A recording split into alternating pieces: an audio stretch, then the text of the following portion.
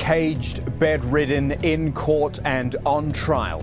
Hosni Mubarak's fall from power is now in a new uncharted phase, but the anger of the Egyptian people is still there as they look for justice. Will the trial bring us that? Will it diffuse the rage? And will it mark a turning point in Egypt's history? Mubarak on trial. This is Inside Story.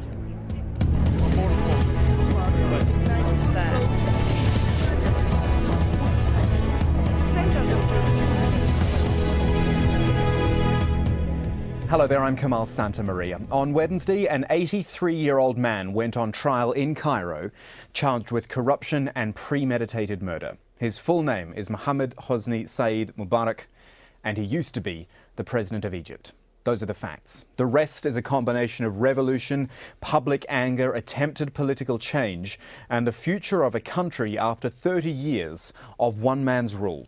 The trial itself was dramatic in so many ways. Mubarak flown in from Sharm el-Sheikh and then wheeled into a cage in the courtroom in Cairo on a hospital bed to stand trial alongside his sons, themselves detained since April and charged with corruption. They all pled not guilty, but will now have to answer so many questions about what exactly happened in January of 2011, why nearly 850 people were killed and more than 6,000 wounded in the uprising which toppled the leadership. And it's not just the Mubarak men on trial. There's the former Interior Minister Habib al-Adly, along with 6 of his senior officers. Al-Adly's already serving a 12-year sentence for money laundering and profiteering. He's now being tried for ordering troops to fire at protesters as well. Inevitably, the focus will be on Hosni Mubarak himself. He is formally accused of conspiring to kill protesters during what would become known as Egypt's revolution, and inciting police officers to fire live ammunition and attack them with moving vehicles. There is also the corruption charges that, as president, he held onto 4 villas and other real estate in Sharm el-Sheikh worth over $5 million, that he gave close business associate Hussein Salem millions of square metres of state-owned land, and that he conspired with the former oil minister to give Salem some $2 billion in profit in a gas deal. The question is, what will it all amount to? Will it be enough for a population still angry, and not just at the reaction to the uprising, but the 30 years which preceded it? And will a conviction close the Mubarak chapter and allow Egypt to move on? All things to discuss with our panel for today, who I'd like to introduce now. In Cairo, Abdallah Al-Ashal, a professor of international law at the American University in Cairo, also a former assistant in the Ministry of Foreign Affairs. In Newcastle in the UK is Daniel Newman, a professor of Arabic Studies at Durham University. Mr. Newman also a special advisor at the Centre for Criminal Law and Criminal Justice. And rounding out our panel back in Cairo is Ahmed Naguib, the co-founder of the Council of Trustees of the Revolution in Egypt. Gentlemen, welcome to you all. Thank you for joining us for this Inside Story. Let's just talk a bit about day one of this trial, the cage, the hospital bed, all the shouting in court. Just some brief thoughts from all of you. Abdallah Al-Ashal, if I can start first with you in Cairo for your reaction. First of all, I think that getting Mubarak to trial in Cairo, this is a big victory for the revolution, and this was the first demand for the revolution since the 11th of February. And secondly, the people had been pacified by seeing Mubarak in the cage and seeing also some people around him, especially his 2 sons and some of his symbolic figures. But I think at the same time that while this is a great precedent in the history of Egypt and the region as well, it would be a good lesson for the future. I think that many things have to be said about the course of the trial, and also how the approach had been adopted by the court, and why in particular this place had been chosen, in which Mubarak had given his last speech when he was in power, and he was in fact making very lightly of the opposition, who were in fact alienated totally from his regime. So first of all, I would like to emphasize that the trial itself is very good as a first incident in the Egyptian history since the pharaohs, who were taking their rulers at guards. And secondly, I think that this should be handled very carefully, because having Mubarak in Cairo itself, this is not a full blessing. We have some repercussions, because we still have the regime itself embodied in the body of the state and in the air. There is no purification or cleaning up of the elements of the regime, and this is a demand which had been put very vehemently by the revolution to the Prime Minister.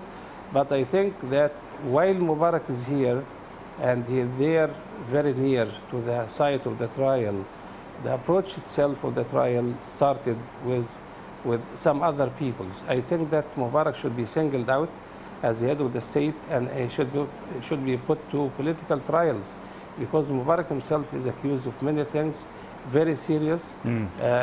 Any single accusation may lead him to death. Okay, One of let them me is interrupt just a treason. moment, Mr. Abdullah, if you don't mind, because I'd like to bring in our other guests and get some thoughts from them before we get too much. There's Daniel Newman in Newcastle. I mean, it was a spectacle in the end, wasn't it? It never really stood a chance of being a quote-unquote normal trial.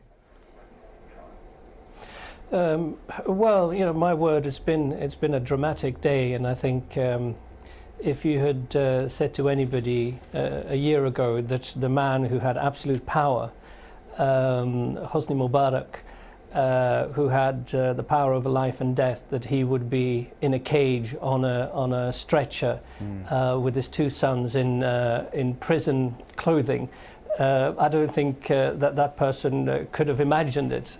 Now, it has immense symbolic value. Whether or not this says something about the revolution and how things will unfold is, I'm afraid, quite a different story. One shouldn't forget that the fact that the trial was held was surrounded by a great deal of controversy.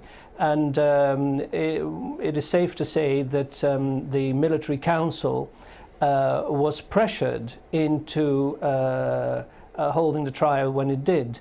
And in more ways than one, it serves as a diversion for the movement, the protest movement that is going on in Egypt as we speak. People are very unhappy with the way things have been going after the revolution, and indeed one may well wonder whether we can still talk about a revolution when only its head has been removed, but the security apparatus is intact. So I think but it is, of course, of immense symbolic and historic value that Hosni Mubarak is being put on trial. Ahmed Naguib, I can see you nodding in agreeing with what Daniel Newman's saying, that this idea that they were pressured into holding the trial, it's a diversion. I would have thought, and correct me if I'm wrong, that there would be perhaps some, I don't know if appreciation is the right word, but the fact that 6 months after the country was absolutely turned on its head, this is happening. They haven't, in some way, they haven't dragged their heels on it. They've made it happen. I have to agree with Daniel. However, what we saw today was a serious act of pursuing a true and legal procedures of a court of Mubarak and his regime. However, we revolutionists, we understand that the regime has not fallen yet. You have a lot of Mubarak cronies out there. The scapegoats that they've gotten into the prison are not good enough. We understand that these are just scapegoats. However, we have to say this is a historical moment, and that we're very pleased that the military council has yet fulfilled one of the demands of the revolution. The court has not ended yet. The victory should not be proclaimed yet. Yes, Mubarak and his likes will fear this moment forever. However, when the court ruling is out, this is when we should be jubilant, and then we can claim victory. But right now, this is far from being victory. There were many shortcomings in what happened today. The fact that there were riots outside and the police could not control the Mubarak supporters from aggravating the families of the martyrs. This is also a serious thing to take into consideration. Finally, I have to say that I have to agree with Daniel, because this is overshadowing many important things, and a lot of people will invest in this moment in taking the focus of the public from what needs to be done. I have to say, even the Syrian government did not refrain from using it in its own favor by attacking its own people, using the shift of attention from the media from Syria to Egypt. So this is by all means a very big event. However, it should not take people's attention away from the real prize, which is Egypt becoming a fully fledged democracy. Gentlemen, let's just pause for a moment. I want to take our viewers and you as well, just on a little refresher course, and look at how we got to this day. Starting back on February the 11th, when Mubarak finally bowed to those public demands and stepped down as president, quickly fled to the Red Sea resort of Sharm el-Sheikh. 2 months later, though, he was admitted to hospital there in Sharm after being questioned by prosecutors. The very next day, April 13, Mubarak was detained. He stayed in hospital. His 2 sons were arrested. They were taken to the Torah prison in Cairo. Since then, and we've alluded to this already, Mubarak's representatives talking about his health. They said he had a heart attack, that he was in a coma, that he wasn't fit to stand trial. But nearly 6 months after his abdication, Hosni Mubarak is now in court, apparently confined to his hospital bed, as we've seen, but he is there nonetheless. So let's go back to Abdullah Al-Ashal in Cairo for his thoughts on this. The health issue. Yes, he was lying in his bed and it was quite a bit of theatre in a way, but he looked pretty lucid. He knew what was going on. What do you think is really of all these health issues which have been made? Yeah, I think that putting Mubarak to trial was a big demand first, but we didn't expect that this is going to happen. This is why they were spending a lot of time to go around, and people were having many suspects and many doubts about bringing Mubarak to Cairo. So till last night, I myself didn't believe that it would be tomorrow, this morning, in Cairo. This is why I think it's a very big surprise, and this is a part of it. But I think they had halfway. We had to bring Mubarak to Cairo, and at the same time the course of the trials would be adopted by their own vision. So this is why you have half-hearted trial, and I think being a jurist, I think that the course itself would lead to what the population in Egypt or the revolution had been asking for. We have to start, as I said before, with the political crimes. But to start with the political crimes, you should have very solid grounds for incrimination of the acts of Mubarak. But and they this have is to not go in with. fact paved. Sorry to interrupt. They have to go with what's on the table, and I guess the quote-unquote easier thing to go for was the events of January and the corruption as well, solid things which can be convicted on. The thing is, in the end, it's going to need something really concrete to get a conviction, isn't it? It's going to need a memo or a transcript or something where Mubarak said to his deputies, use force, use live ammunition, stop the protests. Of course, Mubarak, he has rejected all the accusations, and this is strategy of standing for this trial. And I don't know whether the court is going to collect something else. Especially, we have very crooked lawyers who are in his favor, and they are defending him very strongly. So I feel that the defense of the people who are the victims of his acts are very weak, and the court itself is in fact very lost among both of them. So while postponing the trials to the 15th of August, I don't know during this time what they are going to do. They are going to gain time only because since April they had been notified with the trial, and all the documents had been delivered to the lawyers of Mubarak. Daniel Newman, let's get your thoughts on the chances of conviction. I know it's very, very early, but again, the point I was making there is that it's going to need something absolutely incontrovertible to get a conviction here. Well, indeed, and I think everybody's hoping for that to happen. But if I may return to your initial question about Mubarak's health, because there's quite a few questions that hover over whether or not his health is as bad as his physician would like us to believe. And indeed, without wishing to make light of this, it is quite striking that when he was in power, he was said to be in perfect health, and the minute he was ousted, he teetered into a coma. And indeed, it is important to state that he appeared very lucid, and at times one couldn't help but wonder whether he really needed the stretcher. As for the broader point of the conviction, that indeed it is very early days, and there are a number of things that have to be taken into consideration which support a view that that I hold, at least, that it is more of symbolic than of actual value. Firstly, the number of defendants is quite significant, and indeed one wonders how they were chosen. Because the officers that are there, the charges that are laid before them can easily be levelled at many of their colleagues. Secondly, the linking of the charge. In fact, this was one of the points made by the defence lawyer. The linking of Mubarak and Adli and the officers and his sons. Secondly. Thirdly, the nature of the accusations themselves. On the one hand, we have the killing of the people at Tahrir Square, the demonstrators. Then we have embezzlement of public funds. Then we have the export of gas to Israel. So there's quite a few things that are put into the mix. And for a start, I think we have to prepare ourselves for a very lengthy trial. And it will take quite a lot of legal handiwork in order to disentangle this Gordian knot. So I think that will there be a conviction at the end?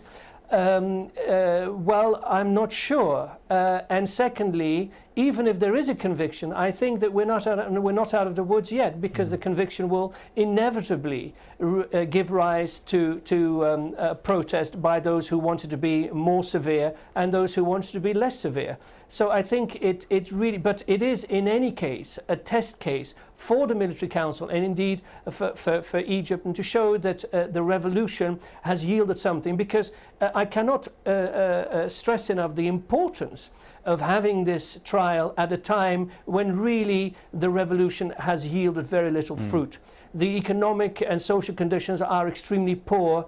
The military council still has not given a date for the elections, still hasn't given a date for the constitutional amendments. So if we really have to look at this trial in the broader scheme of things. And will there be a conviction?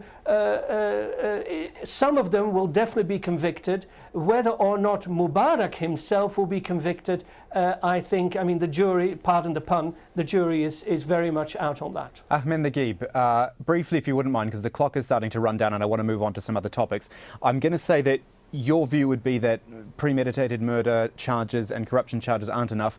The word I hear and see bandied about a lot is treason, trying to put him on trial for treason or something like that. Absolutely, you got it out of my mouth. I was just about to say Mubarak needs to be tried for treason, he and Adli, because he took an oath both as a military officer and as a president and his minister to protect the people of this country and its assets and everything that he should have worked for, he has worked against. He has been a close ally to Israel, more than he should have. It was at the expense of the national interest of Egypt, and he had for so long worked against the national interest. But what he had done since the 25th of Jan, the killings, I would like to say that you do not need proof of him giving the direct order, because even if Adli was working on his own, Mubarak witnessed this happen for days and days, which means that his silence is an act of approval, a confirmation of his agreement to what was happening. So there's no more proof than that. For me, it's a done case. It's sealed, because he has silenced, he was silent for such a long time. Okay. It's a proof of his condemnation. The other thing is his appearance was quite a fiasco. It's a farce, because I think he looked healthy enough to be at least in a wheelchair. The trial should not have been allowed to take place if he's in a bed. This is an attempt to gain sympathy, which it's not well invested, I guess, because people cannot sympathize with someone who killed their kids. I want to pause and actually just show our viewers some pictures, images which are imprinted in our brains now, but another look at a comparison, in fact, of Cairo on different days. First of all, January 28th, 3 days after the revolution effectively began, the most extraordinary pictures of violence between Egyptian police and protesters. As the situation got worse, the military became involved, and by the end of that day, I remember it very clearly, I was on air that day, you knew the playing field had changed and the Egyptian people weren't going to back down. Now look at this. August 3, day one of the trial, and still the violence goes on. Outside the police academy where the trial is being held, we see police there, and as the tape moves on, you'll see as the riot police again in their full gear again. There we go, battling the Egyptian people, both pro and anti-Mubarak. So even with the man himself out of office for 6 months and a constitutional referendum held in that time, the levels of anger are still extremely high. So Ahmed Agib, let me come back to you as a member of the trustees of the revolution in Egypt. I mean, you talked earlier about pro-Mubarak supporters today being violent. Clearly there were people on both sides being violent and the police were involved. In a way, it's almost disappointing. You watch this happen, you're almost feeling, don't ruin this, Egypt. This is a big moment for everyone. Don't let violence get in the way again. Absolutely. But, you know, paid thugs are paid thugs. The pro-Mubarak supporters part of the former National Democratic Party, which had a military wing of thugs. Those are intentionally inciting those images so that things won't go well, and they simply want to reinforce the fact that Mubarak has supporters, which is not really true. The only supporters are not real supporters, but those who are saying they've been economically disadvantaged after the happenings of the 25th of Jan. So they say things were not as bad as they are right now because they feel the pain. But when there's a democratically elected government, things will look different. So those images are incited by Mubarak's cronies and their thugs, paid thugs. Abdullah Al-Ashal, I'll come back to you just briefly because we're starting to run out of time, as I say. Seeing those pictures today, what did you feel about the protests outside the court? Yes, I would concur with Mr. Ahmed that Mubarak himself could be tried in a way that he could be fleeing the conviction. And I feel that his lawyers are preparing for that. And if this happens, this would be a very catastrophic act in Egypt, because this may lead to a civil war between the supporters of Mubarak and those who had been adhering to the revolution. So I'm afraid that the whole process is divided, as I said, into two halves. One is to get Mubarak, and the second is to free Mubarak. So I feel that starting with these crimes, which are not very strong, they are dealing with him as a normal person, not at the head of the state. And what Mr. Ahmed said now concerning the evidence that Mubarak had been assented to what Al-Adli did is correct. But at the same time, in this case, you need to give proofs and evidences that something concrete had been emanating from Mubarak to Al-Adli. But if you take the court back to the political background, I think Mubarak would be responsible politically for everything which had been happening, not only during the revolution, but during the 30 years when he killed many people and tortured many people, and many had been committing suicide because of the acts of Mubarak and the economic situation which had been, in fact, suffocating the population in Egypt. Final word to Daniel Newman, who is a professor of Arabic studies, but I'm going to ask you to put your psychologist hat on here if you wouldn't mind. Is this an important psychological barrier for Egypt to get past? There is reform to move on with. It's slow so far. Can that happen as long as Mubarak looms large over everything? Well, I think that to answer that question, firstly, I think it is psychologically very important to see Mubarak and his sons in court, in that cage, which one can't imagine the impression that will have on ordinary Egyptians who have many, at least two generations of whom have lived under his rule. However, I don't agree with your second statement that Mubarak still looms large. In reply to one of the comments made by one of your other guests, yes, of course, there is a thuggish or Baltagiya element that is still very active. But one should not forget that when a regime has been in power for several decades, it relies on a substantial part of the population being party to its activities. So there is a hard core of Mubarak elements. Whether this is a large group, I doubt that sincerely. But to say that at the moment Mubarak himself looms large, no. Of course, Mubarak's regime looms as large as ever. Right. Let us not forget that Marshal Tantawi was, of course, Mubarak's right-hand man, and he is still very much in the driver's seat. Gentlemen, it's been fascinating talking to you. August 15, it all resumes again. Maybe we'll chat again then. Abdullah Al-Ashal, Daniel Newman and Ahmed Daghi with us today on Inside Story. Thank you, gentlemen. And to you, our viewer, thank you for joining us for Inside Story. Comments and suggestions, do send them in to us. InsideStory@aljazeera.net is our email address. I'm Kamal Santamaria from the whole team. It's goodbye for now.